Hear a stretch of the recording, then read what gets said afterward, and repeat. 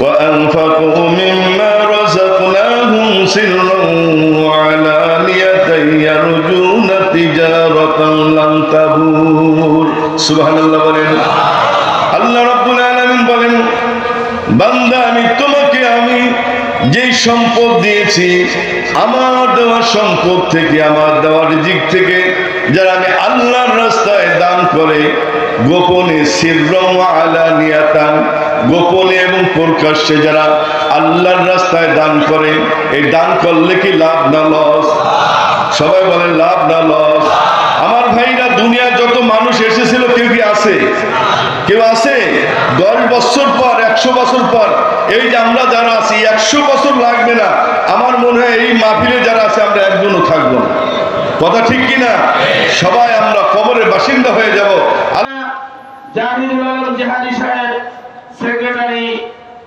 ইমাম মুয়াজ্জিন কল্যাণ পরিষদ মাদারীপুর আসসালামু আলাইকুম ওয়া রাহমাতুল্লাহি ওয়া বারাকাতুহু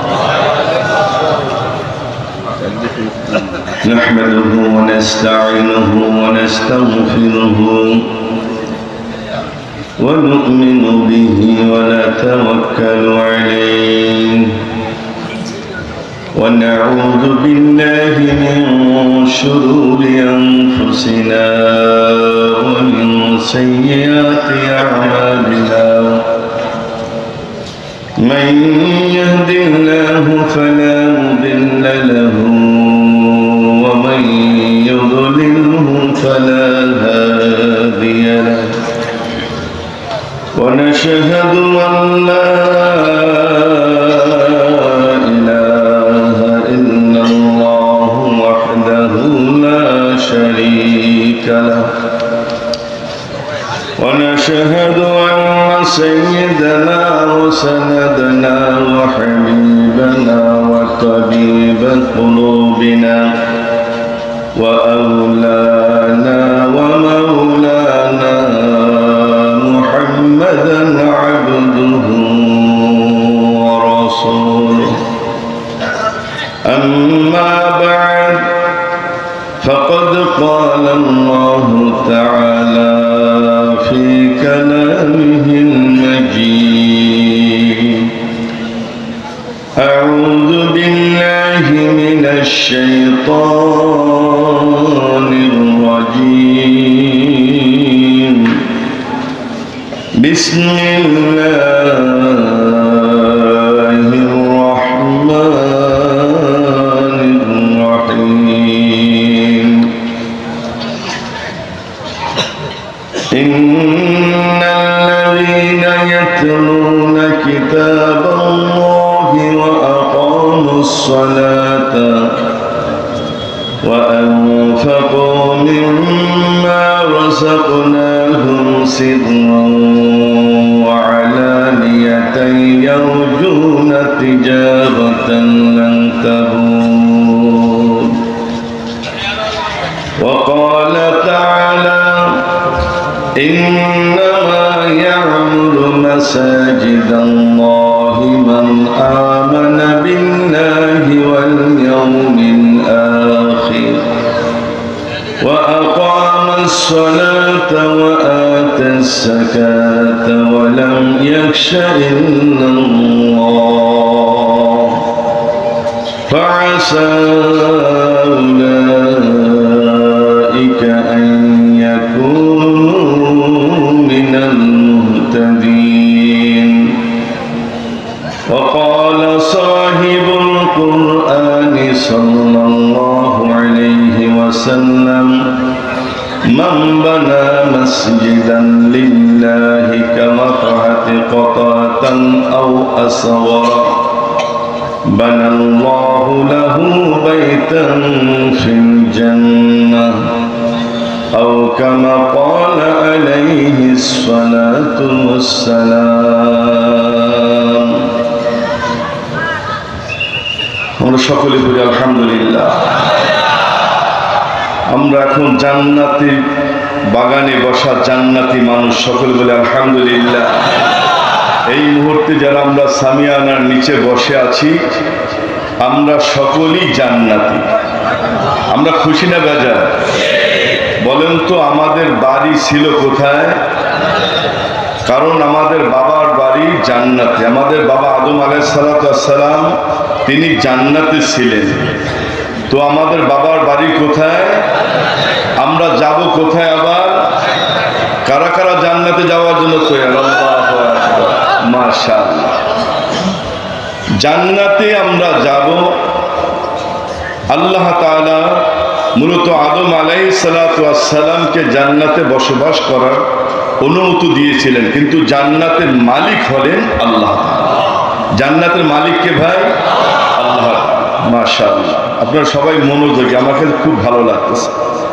আমাদের জামিয়া এই ইসলামিয়া আরাবিয়া আহমদাবাদ চন্ডীবর্দী মাদ্রাসা 3 দিন ব্যাপী বাৎসরিক মাহফিল, আমাদের প্রাণপ্রিয় রাহবার মাদারীপুরের সমস্ত আলেমদের সেরে তাজ, বাতিলের আতঙ্ক, আল্লাহর মেহেরবানিতে তার গতি, তার অবস্থান এখন সারা বাংলাদেশ ব্যাপী।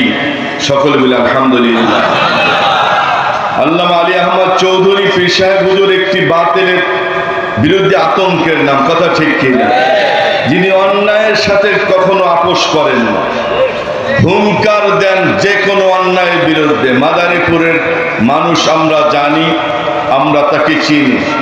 তো আলহামদুলিল্লাহ 3 দিন জান্নাতের বাগিচায় আমি জানি, আমি যেহেতু হুজুরের সাথে আমার খুব একটা হৃদ্যতা, আমাদের রুহানি সম্পর্ক, আধ্যাত্মিক সম্পর্ক, হুজুরের সাথে সোহবাতে আমরা থাকি। আমার মনে হয় বাংলাদেশের প্রায় 35টি জেলার মানুষ এখানে আছেন, কথা ঠিক কিনা? এগুলো আসছি আমরা হুজুরকে খুশি করার জন্য নাই, আসছি একমাত্র আল্লাহ তাআলার সন্তুষ্টির জন্য, কথা ঠিক কিনা? হুজুরকে ভালোবাসি কেন? আল্লাহর সন্তুষ্টির জন্য। আল হুব্বু লিল্লাহ। কাউকে ভালোবাসবো কার জন্য? আল্লাহর জন্য। কাউকে ত্যাগ করবো সেটাও আল্লাহর জন্য। আমি লম্বা চূড়া কথা বলবো না, যেহেতু আজান হয়ে গেছে, নামাজ হবে, হুজুরে আসলে আমরা নামাজ পড়ব। তো এই পর্যন্ত অল্প কিছু সময় আপনাদের মনোযোগ থাকবে ইনশাআল্লাহ। বিরক্ত হইতেছেন আপনারা? হুজুরে আসলে আমরা নামাজ পড়ব। আমার ভাইরা, দুনিয়ার মানুষ সবাই ব্যবসা করে, অনেকে দুনিয়ার ব্যবসা আমরা বুঝি, কিন্তু সব ব্যবসায় কি মানুষ লাভবান হয়? বলেন তো, সব ব্যবসা কি লাভবান হয়? না, কোনো ব্যবসায় লাভ তো দূরের কথা, চালানো থাকে না, কিছুদিন পর চালানো থাকে না। আগে দেখতাম গরু নিয়ে মানুষ কোরবানির ব্যবসা করতে যাইতো, এখন তো মাশাআল্লাহ আমাদের পদ্মা ব্রিজ আছে। যখন পদ্মা ব্রিজ ছিল না, দেখতাম যে গরুগুলো সব ট্রলার ডুবে মরে গেছে। আহা, কি একটা ঘটনা! কত ব্যবসায়ী তার পুঁজিপাটটা সব হারিয়ে ফেলে। কিন্তু আল্লাহ তাআলা বলেন, বান্দা, 3টি ব্যবসা আছে, যে ব্যবসা যদি তোমরা করো, আমি আল্লাহ ওয়াদা দিলাম সেই ব্যবসা তোমাদের লোকসান হবে না। সুবহানাল্লাহ, সবাই বলেন সুবহানাল্লাহ।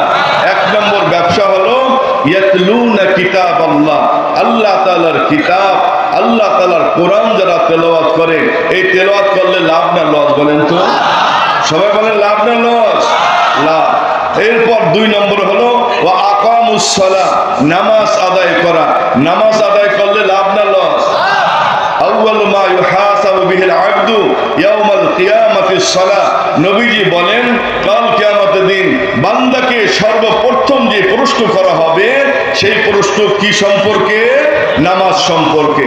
3 নম্বর ব্যবসা ওয়া আনফাকু মিম্মা রাযাকনাহুম وأنفقوا مما رزقناهم سرا وعلانية يرجون تجارة لن تبور। সুবহানাল্লাহ বলেন। আল্লাহ রাব্বুল আলামিন বলেন, বান্দা, আমি তোমাকে আমি যেই সম্পদ দিয়েছি, আমার দেওয়া সম্পদ থেকে, আমার দেওয়া রিজিক থেকে যারা আমি আল্লাহর রাস্তায় দান করে, গোপনে, সিররাম ওয়া আলানিয়াতান, গোপনে এবং প্রকাশ্যে যারা আল্লাহর রাস্তায় দান করে, এই দান করলে কি লাভ না লস? সবাই বলেন লাভ না লস? আমার ভাইরা, দুনিয়ায় যত মানুষ এসেছিল, কেউ কি আছে? কেউ আছে? 10 বছর পর, 100 বছর পর, এই যে আমরা যারা আছি, 100 বছর লাগবে না, আমার মনে হয় এই মাহফিলে যারা আছে আমরা একজনও থাকবো না। কথা ঠিক কিনা? সবাই আমরা কবরের বাসিন্দা হয়ে যাব। আল্লাহ তাআলা বলেন, বান্দা আমার দেওয়া রিজিক থেকে ওয়ানফাকু মিম্মা রাযাকনাকুম মিন ক্বাবলি আন ইয়াতিয়া আহাদাকুমুল মাউত, আমার দেওয়া রিজিক থেকে আল্লাহ তাআলা বলেন মৃত্যু আসার আগেই তুমি আমি আল্লাহর রাস্তায় ব্যয় করো। সুবহানাল্লাহ। মৃত্যু আসলে কি আর দান করা যাবে ভাই? মৃত্যু আসলে কি দান করা যাবে? আর দান করা যাবে না, তখন আমারই তো খবর থাকবে না। এই জন্য মেরে মুহতারাম আল্লাহ তাআলা বলেন আমার দেওয়া সম্পদ থেকে যারা আমি আল্লাহর রাস্তায় দান করে, এই দান করে কিভাবে? প্রকাশ্যে এবং গোপনে। আল্লাহ তাআলা বলেন সিররাম ওয়া আলানিয়াতান, প্রকাশ্যে এবং গোপনে যারা দান করে এরা আমার সাথে একটা ব্যবসা করলো, এই ব্যবসায় আমার বান্দার কোনো লস হবে না। বলেন সুবহানাল্লাহ। আমরা আল্লাহ তাআলার সাথে তিনটা ব্যবসা, ইয়াতলুনা কিতাবাল্লাহ, আল্লাহ তাআলার কিতাব কোরআনুল কারীমের তেলাওয়াত, 2 নম্বরে হলো নামাজ, 3 নম্বর হলো আল্লাহ তাআলা দেওয়া সম্পদ থেকে আল্লাহর রাস্তায় ব্যয় করে, আল্লাহর রাস্তায় দান করে আমরা আল্লাহর সাথে ব্যবসা করে কারা কারা লাভবান হতে চাই একটু দেখাই দিই আল্লাহকে। মাশাআল্লাহু আকবার। ভাই আমরা যারা এখানে হাত উঠাইতেছি সুবহানাল্লাহ বলতেছি, এগুলো কি রেকর্ডিং হইতেছে না? সব ফেরেশতারা দেখতেছে না? কাল কিয়ামতের দিন এগুলো সব আপনার আর আমার সামনে হাজির করা হবে। কিরামান কাতিবিনা ইয়ালামুনা মা তাফআলুন, সব কিছু রেকর্ড হইতেছে। কিরামান কাতিবিন সব লিখতেছে কোন বান্দা কি করতেছে, সব আল্লাহ তাআলার হুকুমে ফেরেশতারা লিপিবদ্ধ করতেছেন। আমার ভাইরা দান করব, দানের মধ্যে সবচেয়ে উত্তম খাত কোনটা? যদি সেই দানটা আল্লাহর ঘরের জন্য হয়। কথা ঠিক কিনা? আপনারা কি জানেন ইতিহাস অনেক ওলামা একরাম আছেন, আপনারা জেনে নেবেন এই পৃথিবী যখন আল্লাহ সৃষ্টি করলেন সর্বপ্রথম জিন জাতিকে আল্লাহ তাআলা পৃথিবীতে বসবাস করতে হুকুম দিলেন। সর্বপ্রথম কাদেরকে হুকুম দিয়েছেন? জিন জাতিকে। জিন জাতি যখন মারামারি রাহাজানি খুনাখুনি করলো, আল্লাহ তাআলা ফেরেশতাদেরকে দ্বিতীয় জাতি হিসাবে পাঠাইলেন, যাও তোমরা দুনিয়াতে যাও। ফেরেশতারা আসলেন, আয়েশা আল্লাহ নির্দেশ দিলেন জিন জাতিকে তোমরা তাড়িয়ে দাও, জঙ্গলে বনে জঙ্গলে তাড়িয়ে দাও, তোমরা বসবাস করো। আমার ভাইরা ফেরেশতারা বসবাস করতে শুরু করলেন। তারা গুনাহ বোঝে না, গুনাহ করার ক্ষমতাও তাদের নাই, তারা গুনার কাজে লিপ্ত হয় না, তারা খুব ইবাদত বন্দেগীতে মশগুল। লা ইয়াসুনাল্লাহ মা আমারহুম ওয়া ইয়াফআলুনা মা ইউমারুন। ফেরেশতাদের গুণ হলো আল্লাহ তাআলা যে নির্দেশনা দেন সেটাই কেবল পালন করেন, আল্লাহ তাআলার হুকুম তারা কখনো লঙ্ঘন করেন না, জানেন না। আমার ভাইরা ফেরেশতারা যখন বসবাস করতে শুরু করলেন, তারা মনে মনে ভাবলেন জিন জাতি তারা তাড়িয়ে দেওয়া হয়েছে, আমরা গুনাহ করি না, আমরাই মনে হয় সর্বশ্রেষ্ঠ জাতি হব। কিন্তু আল্লাহ তাআলা বললেন, ওই যখন তারা চিন্তা চেতনা করছে, সিদ্ধান্ত নিছে আমাদের পরে মনে হয় আর কোনো জাতি তৈরি হবে না, আমরাই শ্রেষ্ঠ জাতি। কিন্তু আল্লাহ তাআলা ফেরেশতাদেরকে ডাকিয়া বললেন, ওয়াইদ ক্বালা রাব্বুকা লিল মালাইকাতি ইন্নী জাইলুন ফিল আরদি খলিফা। আশ্চর্য হয়ে গেল ফেরেশতারা। আল্লাহ তাআলা বলেন, হে ফেরেশতারা শোনো, আমি দুনিয়ার মধ্যে আমার প্রতিনিধি বানাইতে চাই। বলেন সুবহানাল্লাহ। ফেরেশতারা আশ্চর্য হয়ে গেলেন, আল্লাহ আমরা আপনার তাসবিহ পাঠ করি, আপনার প্রশংসা করি, আপনার গুণগান গাই, আপনি আবার দুনিয়ায় আমাদের পর আর এক জেনারেশন তৈরি করবেন, মানুষ তৈরি করবেন, তাদের স্বভাব কি হবে? আল্লাহ তাআলা জানাই দিলেন তাদের স্বভাব হবে এমন স্বভাব হবে, তারা গুনাহ যদি করে তাদের গুনাহ করার ক্ষমতা আমি দেব, আবার গুনাহ করার যে শাস্তি, এই শাস্তির ক্ষমতা বোঝার ক্ষমতা আমি দেব। তো কেউ যদি গুনাহ করে তার স্থান হবে, তার পরিণত হবে জানোয়ার সিরিগালের চেয়ে নিকৃষ্ট। বলে নাউযুবিল্লাহ। আবার আল্লাহ তাআলা জানাই দিলেন আমি এমন গুণ তাদের মধ্যে দিব, এমন স্বভাব দিব, তারা যদি ইবাদত করে গুনাহ না করে, আমি আল্লাহ তাআলার হুকুম মোতাবেক চলে, ফেরেশতাদের চেয়ে বেশি সম্মান আর ইজ্জত আল্লাহ তাআলা বলেন আমি তাদেরকে দান করব। সুবহানাল্লাহ। তো এখন ওই ফেরেশতারা বলছে, আল্লাহ আপনি কেন দুনিয়ায় মানুষ তৈরি করবেন? এই কথাটা তারা মনে করছে আমাদের ভুল হয়ে গেছে। ভুল হয়েছে পর আল্লাহ তাআলার কাছে তারা কি করলেন? বলছে, আল্লাহ আপনাকে আমি নিষেধ করেছিলাম আমরা মানুষ তৈরি করেন না, আপনি কেন মানুষ তৈরি করবেন? পুরুষ কথাটা ভালো হয় নাই, এই জন্য আমরা আপনার কাছে ক্ষমা চাই। বলেন সুবহানাল্লাহ।